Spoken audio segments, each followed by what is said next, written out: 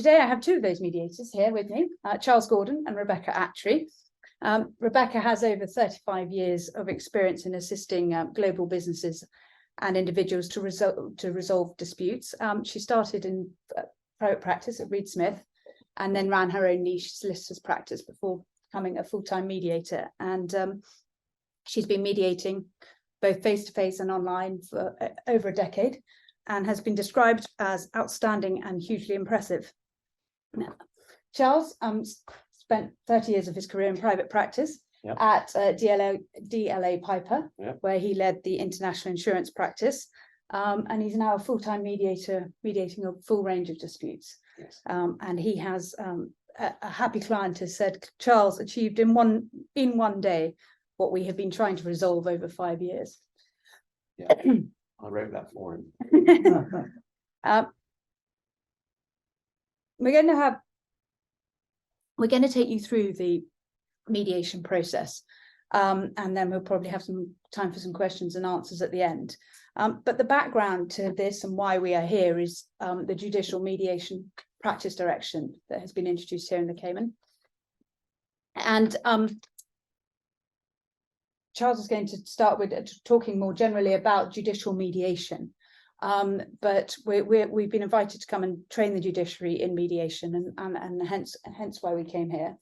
And as we go along, we're going to highlight some of the differences that the practice direction envisages to the private commercial mediation that we practice on a more usual basis.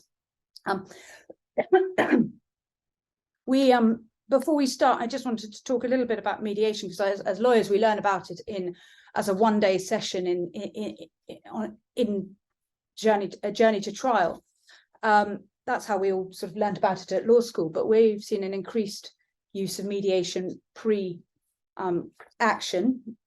We've also seen, particularly as a result of the growth of Zoom and remote mediation, the use of mediators on a sessional basis. You can, for example, if you had a boardroom dispute, you might bring in a mediator to facilitate difficult conversations for 2 hours, 3 hours, and then they go away again. And then you can essentially dial up a mediator to help you work through those difficult moments in shareholder or boardroom disputes and the like. But also there are differences in how different jurisdictions mediate. The UK, and Rebecca can touch on this, she's both accredited in the UK and the US. The US and the UK mediators will have a slightly different approach to the process. So those are the things to be aware of, but we're going to try and touch on those as we move through the session today.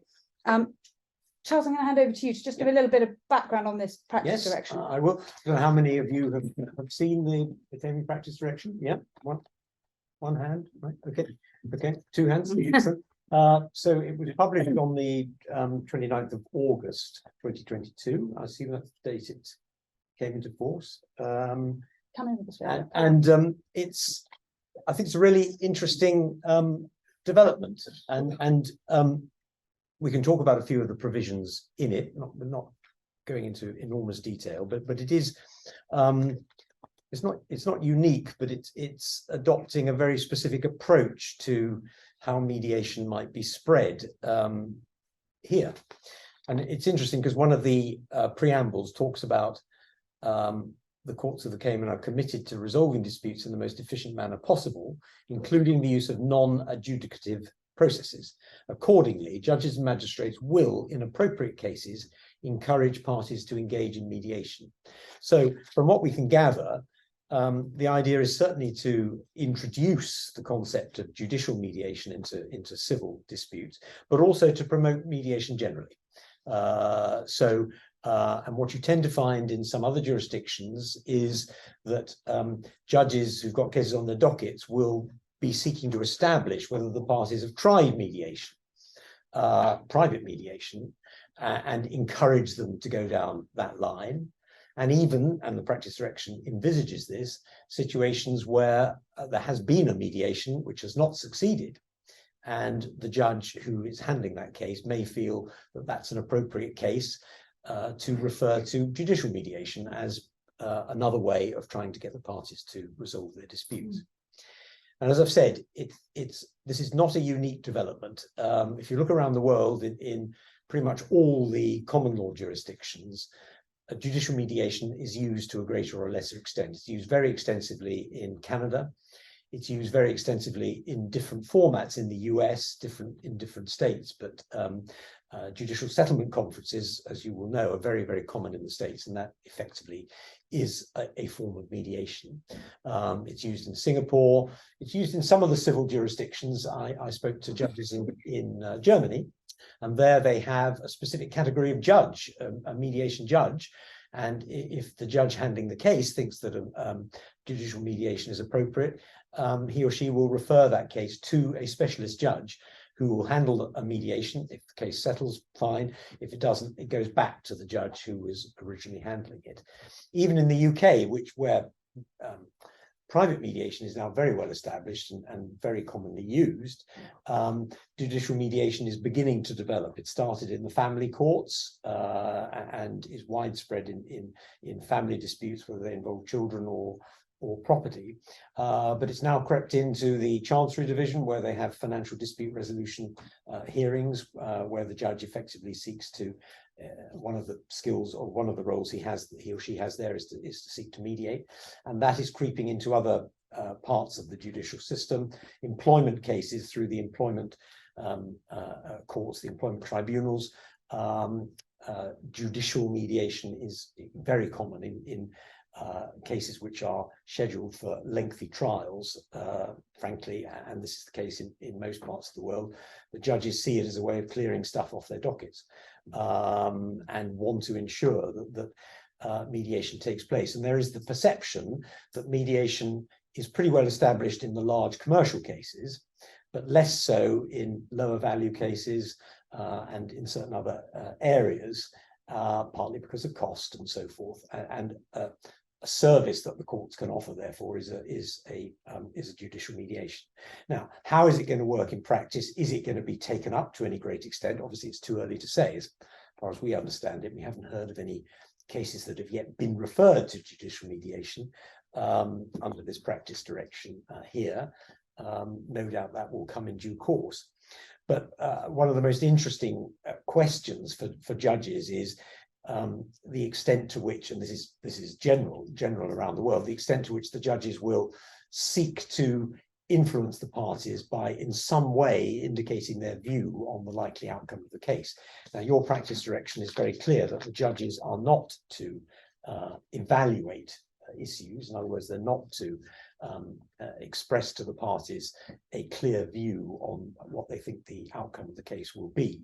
But what judges around the world tend to say is, and we can talk about this later because it applies to private mediators as well, there are ways in which you can indicate to parties the weaknesses, the strengths and so forth of their case by the way you question them about the issues that are involved. But there is a very clear provision in the practice direction that the judges here will not be evaluative.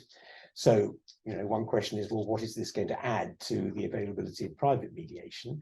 Well, as we understand it, private mediation is not that commonly undertaken in the Cayman Islands compared to other countries. So this may be a way of kickstarting more private mediation and introducing judicial mediation to sit alongside it as a complementary way of resolving disputes. So we think it's an interesting development, and we gather it is creating a lot of interest here. That's why the judges want some training in mediation, and we're going to be doing that for the rest of this week, Friday, Saturday and Sunday. So that's what we've got. I don't know whether anybody's got any thoughts about this or things that have been discussed that you'd like to air with us, or questions you'd like to raise about the practice direction itself. We can come back to specific aspects. Yeah. But otherwise, well, we CIR posted a presentation about the practice direction. Yeah. Yes. Yes, we were aware of that. Yeah. And as the auditors came along to sort of speak on behalf of the judiciary, and certainly the impression we got very much was that it's intended to be a fallback for cases where the parties ought to have thought about mediation but haven't. Yes. And to some extent, the impression you get is it's a bit of a stick from the judiciary to force people into that, into thinking about that, rather than necessarily the judge has been too active in actually mediating. Right. Amongst other things, because if they do, they'll obviously disqualify. Recused from Yeah, handling the rest of the case. Yeah, Which in a lot of cases would be disastrous for the smooth running of the case. yeah, yeah, yeah. And Charles, when you were in private practice, you Yes. presumably saw mediation as an opportunity. When and why did you decide to mediate your cases? Yeah, I mean, it's interesting. I mean, I'm sufficiently long in the tooth that mediation was a new thing at one stage in London, and coming from across the Atlantic, it did start to get a lot of attention, a lot of interest fairly early on. You know, one of the big questions always is at what stage in a case do you mediate? And there's a balance, because sometimes if you mediate too early, the issues are not clear enough, and it's very difficult to get the parties on the same page in a one-day mediation. On the other hand, leaving mediation very late in the day, you know, may be successful, but one of the real benefits of it obviously is the expediting a result and also keeping the costs down. And if you don't mediate until close to trial, most of the costs have been incurred, and so you lose the benefit of that. So you know, these days in London, I'm not in practice anymore, but it certainly was the case when I was, and I don't think that's changed. Every case, every commercial case will mediate at some point prior to trial. Very rare indeed to find cases that don't, partly because there is a cost penalty on those who refuse to mediate. Even if they subsequently win the case, they may find themselves penalised in terms of a cost recovery. So that has certainly come home to everybody, and it's seen as a successful process. And therefore, when parties have tried to negotiate directly and that hasn't succeeded, they will move to a mediation. We'll come on in a minute to talk about, you know, the different types of mediation in terms of remote and in person. But I guess I would, and I think most solicitors would say this, always got it in the back of their minds from the beginning of a case: when are we going to mediate? And I think we as mediators would generally encourage the earliest sensible point in the life of a dispute, simply from the point of view of saving costs. You know, provided the issues are mature enough and the evidence, broadly speaking, is available. Something we'll come on to later is one of the issues we often encounter is, you know, the issues may be relatively clear as to liability, but the parties may be miles apart on issues like quantum. You know, how much is this case really worth? And if we go into a mediation with an enormous range of possibilities as to what the case is actually worth, it's just another obstacle to getting things resolved. Yeah, I suppose, Rebecca, there's a fear that if parties are pushed to mediation, they're going to approach it as a tick box exercise. How do you, you know, is that something, you know, people going through the motions of mediation, is that something you've encountered, and how as mediator might you deal with that? So there can be the reluctant participant. And by the way, welcome to those joining online. And I'm going to mention that actually these days, the preparation for mediation has become a lot more front-loaded, in the sense that now all of my international commercial mediations, I will have a pre-mediation Zoom with each team. And I say team, and by that I mean client and solicitor. It may well be attorney first or advocate first, and then a separate meeting with client and advisors. And you can get a sense then of what's happening with that party. Before the pandemic, that never happened. You never really got to meet the party before the day of the mediation. But now, as I say, you meet them early on. And so you get a sense, and you say to them, you explain the process, particularly because many of them haven't been to a mediation before, and you explain what the process is, and you see if they are a little reluctant and if they are hesitant. But the more information they have about how the day is likely to go, or at least please expect the unexpected, is what I often say, because actually that's quite a lot of what a mediation can be about, then they will buy in. I've had one or two where people have said, do you know what, I'm just going to be an observer. Or even worse, I had a shareholder's very large family business, and the father was the pater familias, and the shareholders were largely 4 brothers, plus their wives. You know, talk about spouses as well at some point, you know, whatever the relationships may be. And the father said, I don't want to be a part of this mediation. You sort out my sons, and whatever deal they do, I will go along with. Well, 2 hours before the mediation, he's sending me all these emails saying, this is my list of non-negotiable items. And Rebecca, I assume you're going to have a joint open session because the whole idea is to facilitate communication. I can't imagine that my sons won't. Actually, they didn't want a joint open session, but he just assumed it would happen. And he said, Rebecca, please open the joint opening session with my list of, demands. Red line. You said you didn't want to be a part. And it's amazing how people will be sitting on the sidelines. Once the conversation gets going, people will be drawn in, and that can happen either. I mean, that one was actually online, but it can happen either online or in person. So I'd say people are not they don't like usually to be a bystander. One way or another, they join in. Yeah. And we're choosing the mediator, Charles. Is that do you think a background in the subject matter of the dispute is important? Yeah, and that's an interesting debate. Certainly when I started, I sort of thought, right, well, I better really just stick to mediating areas that I've worked in on a regular basis, and I still do a lot of cases that do fall within that category.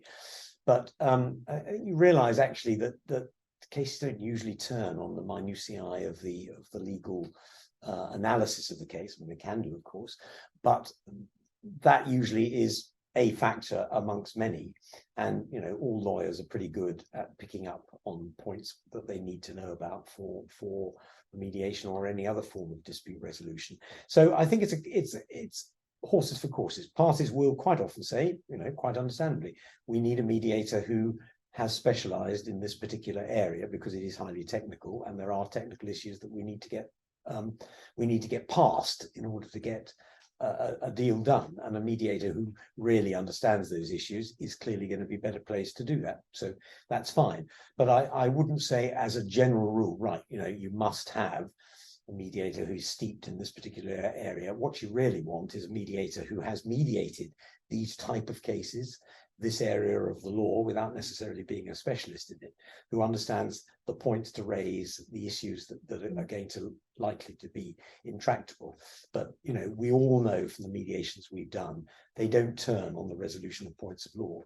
But you do need to understand, obviously, where the parties are coming from on those issues, and not to belittle them in any way, because they're very important to the parties.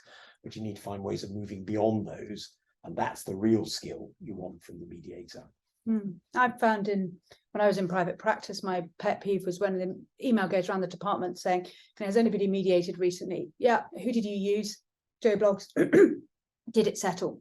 And that was the sole sort of inquiry into this mediator. And of course, if a mediation doesn't settle it, it might not be the mediator's fault.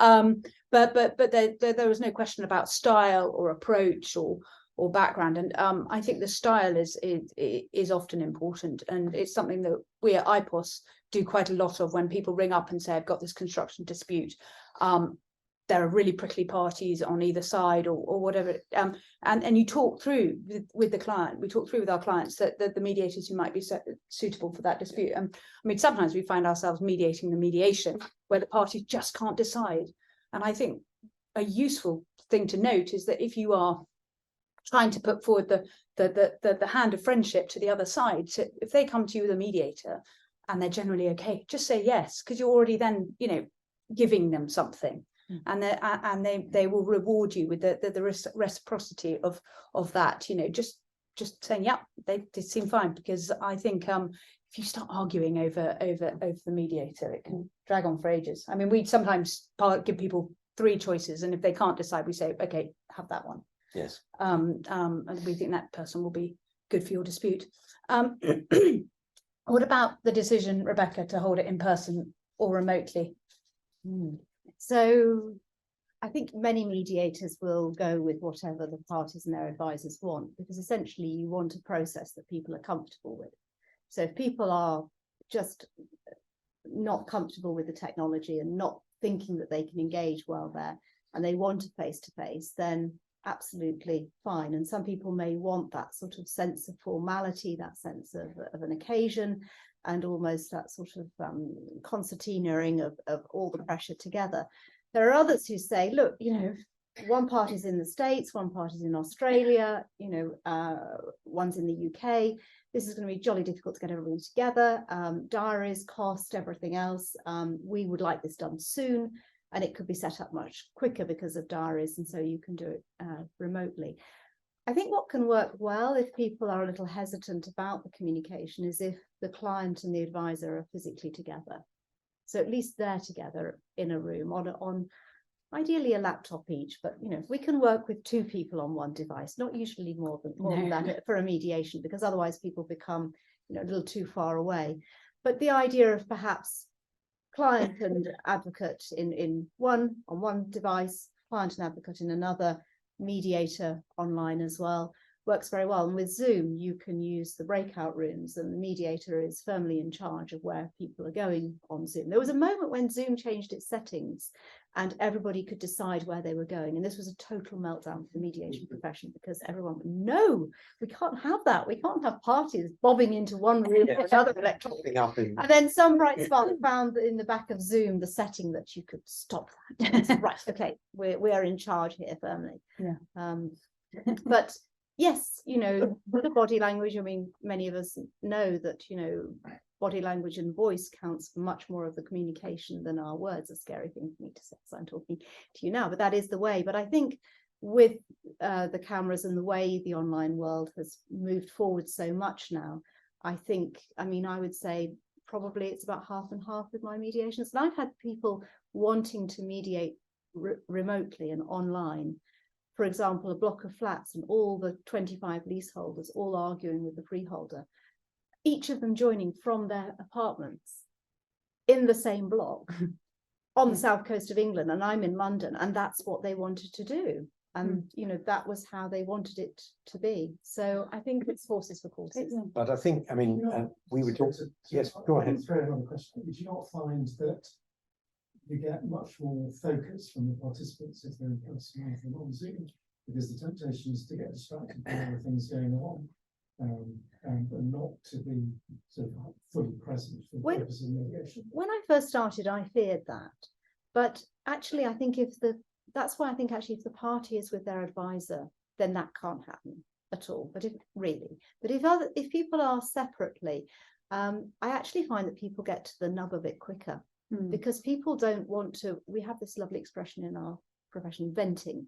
People don't want to vent. They don't want to rant and rave to the same degree on an online platform. It's just not the same. And so people move quicker to the chase. They cut to the chase. And I think people just don't want to be on the technology so long. So in my experience, the mediations tend to go faster, and the results have shown that pretty much we don't see a big difference in settlement rates. But I think the view, you know, because we were talking about this before, and with people we talked about these subjects earlier today, very consistent view that the fact that people are actually physically coming together demonstrates a commitment to getting the resolution, and you know, that is definitely a factor. So I think what we feel now is, and this only really developed because of the pandemic, the extensive use of a remote mediation. It's there in the appropriate cases, and where from a practical point of view it makes sense, because it is easier to organise, it's quicker to organise, it's much cheaper to organise, and therefore those points are valid and significant. But you can't deny the fact that making people travel around the world to get a deal done is a real sense of commitment, and does focus people very much indeed, and therefore, you know, it's a factor to take into account. But the reverse of that, of course, is the decision to mediate might be, if you're traveling around the world to something that isn't going to give a resolution, that's quite hard to convince your client to get there, and actually you can have that conversation. And I suppose if you know, the mediation doesn't, well, we would say there is no failed mediation, because even if your mediation doesn't settle, it gives parties an opportunity to narrow the issues, see the other side, check out their witnesses, hear what they've got to say, and you know, potentially save costs for the client in the long run because of that narrowing and focusing on the really important bits that come out of a mediation, even if it doesn't settle. Also with the, yes, compiling statistics on the difference between in-person and remote, because that would be interesting. There have been, it's very difficult to get the data. I can't even get the data out of our own mediators as their own settlement rates, let alone, most mediators don't keep a track. Yes, I don't think there's a CEDA, Centre for Effective Dispute Resolution in the UK. They do a biannual mediation survey, and I think maybe not this year, but the last one they did look at it, and I just anecdotally, it doesn't seem a difference. I mean, one of our mediators is only mediating remotely because we discovered his wife brings him really delicious lunches on trays, and he's just like, why would I go back to a slightly stale sandwich in a solicitor's office? I'm going to stay in North Yorks and mediate from there. So he wouldn't be doing that if it didn't result in happy clients. So I think most of us say anecdotally, the settlement rates are not distinctly different. And if we were having this discussion 3 years ago, we probably all have said, well, in extremis we can do it online, but we'd much prefer to get together. The pandemic changed our attitude to it because we had to do it and we found it worked. And now we find, as Rebecca says, a sizable group of people prefer it and just find it easier to get it organized. So I would say don't have a mindset that says it's impossible to do it that way, because we can tell you that it isn't, and it does work. Yeah. Of course, as we've said, there is that sense of occasion, everyone together. It's a factor. The other thing is, though, that if you're actually going to have a series of sessions, I mean, Hetty's mentioned how now you can have a series of shorter sessions in, particularly you've got high net worth trust issues. I mean, I had one. Well, the first session was 8 hours, but then it went on, the settlement wasn't achieved in that. And actually it went on over 3 months. And during that time, we had 3 more mini mediations of 3 hours. There were trustees from Guernsey, there were high net worth individual and corporate insolvency issues as well. And there was a lot for everybody to get their heads around. And so actually to have some of those sessions online when we'd already had the in-person, and these were the follow-ups, we did get the deal. That's a very good point. And actually, I've got one next week where we're doing it the other way around. We are doing an online session because we've identified that there's an issue that really needs to be sort of better worked through than it has been before we get everybody together for the actual mediation. Because I could see that we were just going to hit a brick wall because these real points of principle. So why don't we do a Zoom session first, 2 or 3 days before, where we get those points really out on the table. People have a chance then to sort of think a little bit about that, and then we're all going to get together 3 days later. So rather than have to have 2 sessions with everyone together, we've done one online, and then we'll have the main mediation in person. So it just gives you that extra flexibility. Yeah, and I think it's you must always never hold back from discussing that with your mediator and designing the process with your mediator, and having those conversations beforehand. And you can also, I didn't really mention, but in choosing the mediator, you can, you are free to ring up a mediator and have a chat with them before you've even appointed them to get a sense of their style and tone.